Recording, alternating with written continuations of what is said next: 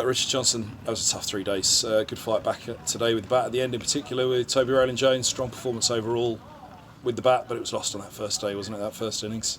I just think we were completely outplayed, to be honest. Bat balling in the field. After a great win last week and a good team performance, some of the old habits just crept in this game. I didn't think we bowled particularly well through the innings in the first innings, and I thought they got too many in the first innings, which put us under pressure on a wicket that did a little bit, obviously. And we didn't respond to it well enough, and to concede a 90-run lead on that wicket first innings, it was always going to be tough to come back from that. Your bowlers having to go again so soon after they've just bowled is always tough as well. So I just think all three facets, Leicester outplayed us in all three ways. In the games that you have drawn this year, probably feel you would have won a lot of them if there was a full 4 days. That put Middlesex in a very strong position. Now, was it always going to be going to be a bad day? I'm sure you won't make excuses or want to look to excuses for that performance, but a bad day does happen. Is it one that you have to take lightly rather than heavily? Yeah, we're not going to dwell on it. It's not we've batted brilliantly for the summer. We've bowled well in patches. You're right. There were a couple of games where if we hadn't had the weather, we'd have won a couple of 4-day games more, I think.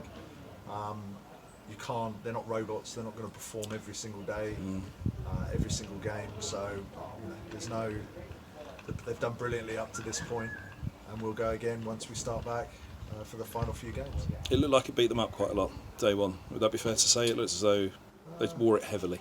Yeah, because we set high standards, and they want to do well desperately, and we didn't turn up on that first day. And I think the wicket probably surprised us a little bit, but that's happened a couple of times this year at Lords as well, and we've got to cope better when it does surprise us and find ways of coping with it.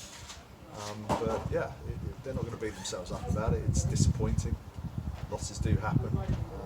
We're in a good position still in the table, and we'll fight hard for the last 4 games. Obviously, back to the Blast now. Is that something just to be careful of? Because obviously the Blast has won heavily over the years, hasn't it? And I know the players have spoken about that, coaches have spoken about it over the years. Is that just something to be aware of at this stage? Because you're obviously, upbeat about it. Is that keen to make? So upbeat's the wrong word, isn't it? But is it keen, obviously, to transfer that to the players?